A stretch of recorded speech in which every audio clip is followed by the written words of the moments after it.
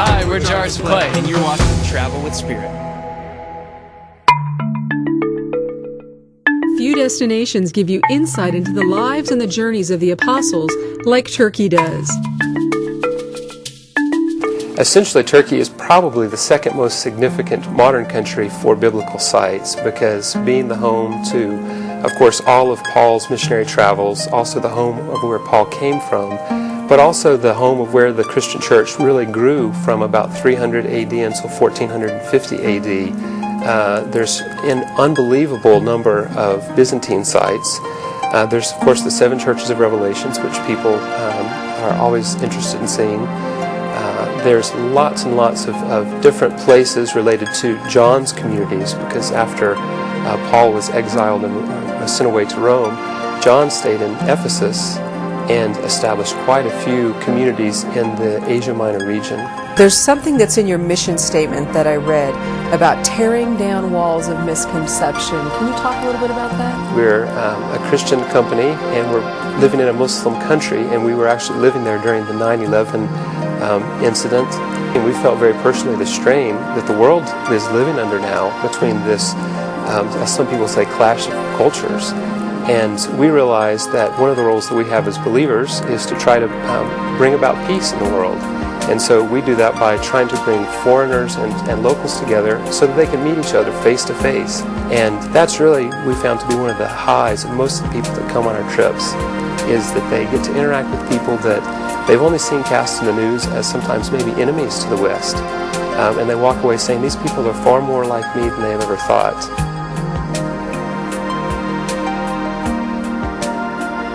Turkey is really the cradle of the history.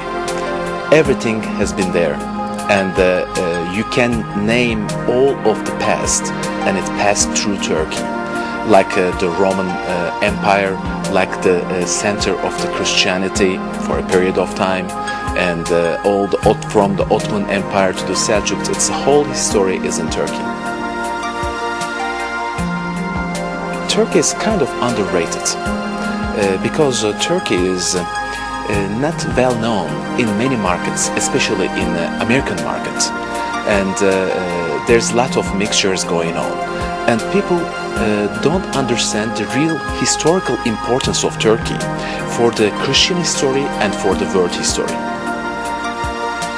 I mean, when you think about how much of the geography of the New Testament takes place in Turkey, I mean, there's so much there. Give me a little bit of an idea of some of the high points of the biblical history of Turkey. For example, St. Paul, he is from Turkey actually, from the south of Turkey, and most of his travels has been in Turkey. We know that the first church of the Christianity opened by St. Peter in Antioch is in today's Turkey. Virgin Mary traveled to Ephesus, to today's Ephesus. The book of Revelation, it's all about the 7 churches in today's Turkey, and the first important ecumenic councils in Chalcedon and Nicaea, they took place in Turkey as well.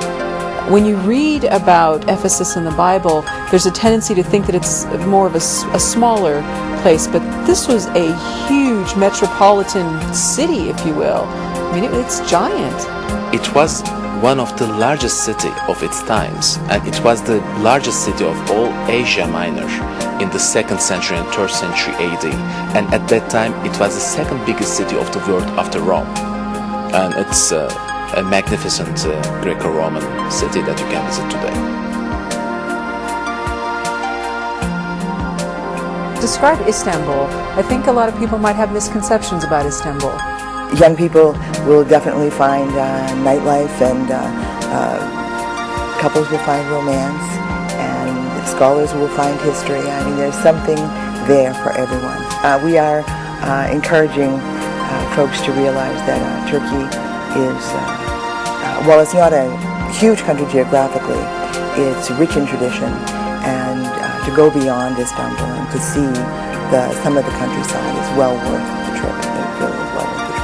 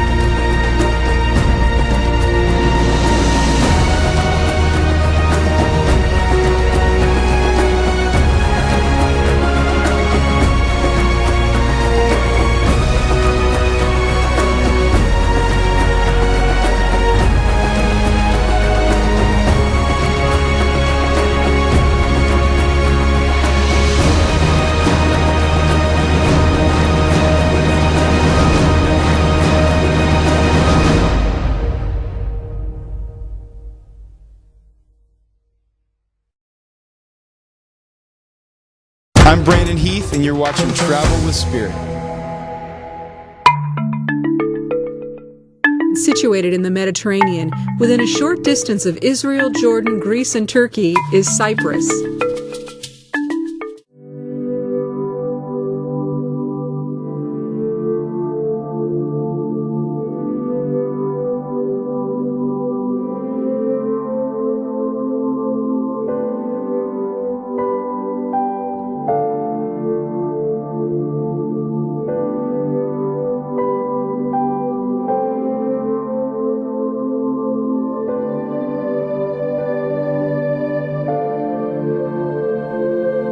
Cyprus is an island. It's an independent country. It's not part of Greece. A lot of people think when they think of Cyprus, they think it's part of Greece, the mainland of Greece. We're located at the easternmost corner of the Mediterranean. We're about 1 hour flying time out of Greece and less than an hour from Israel, Egypt, Jordan, and all the nearby countries. So we can say that we are located at the crossroads of Europe, Asia, and Africa. So that makes you just almost perfectly positioned to get to anywhere in that region that's just so rich with culture and history, and there's so much to see and do. Exactly, and this is what we say, that actually the location of Cyprus is one of our biggest assets, because once a traveler is in Cyprus, they can explore the whole region very easily.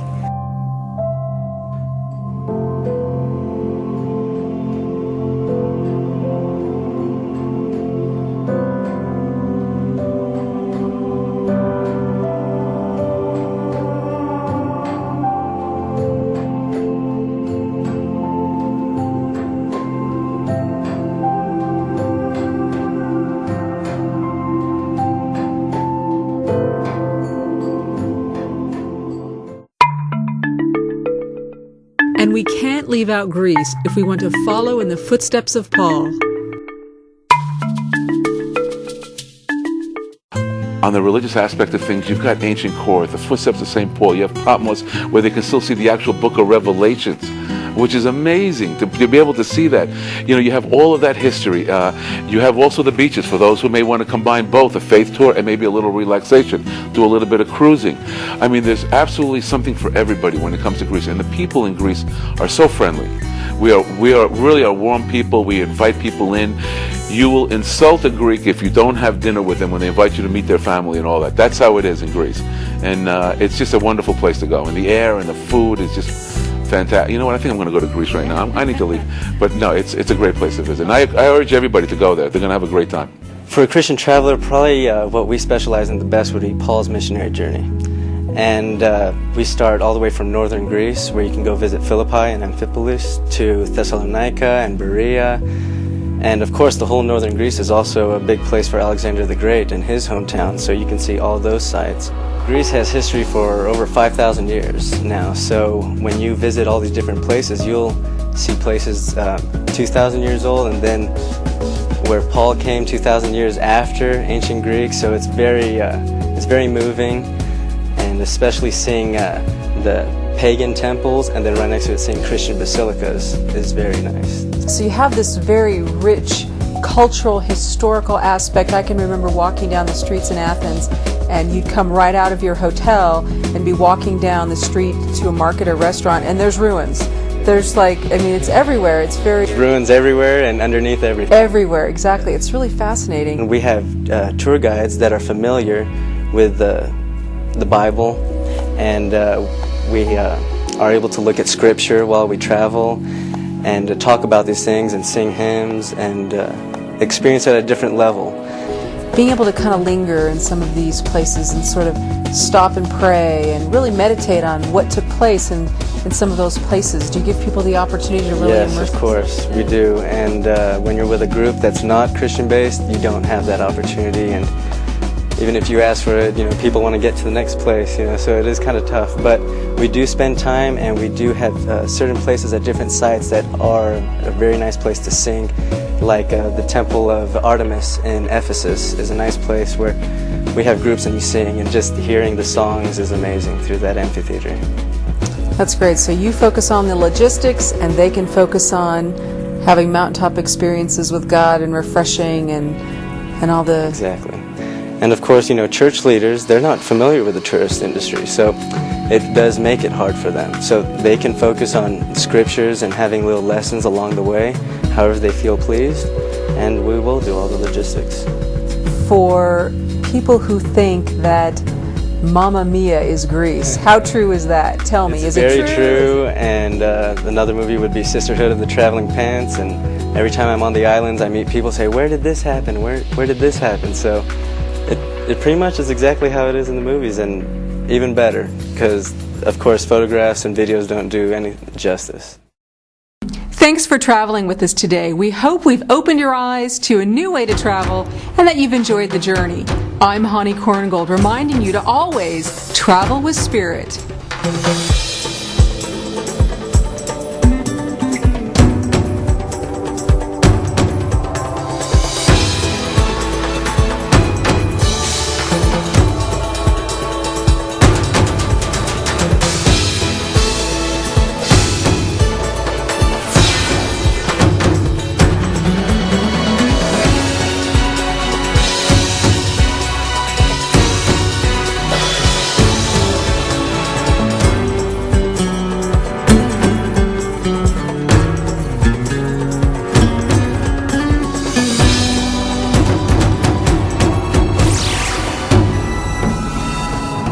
Information on any of the features you've seen on this episode of Travel with Spirit, visit travelwithspirit.com.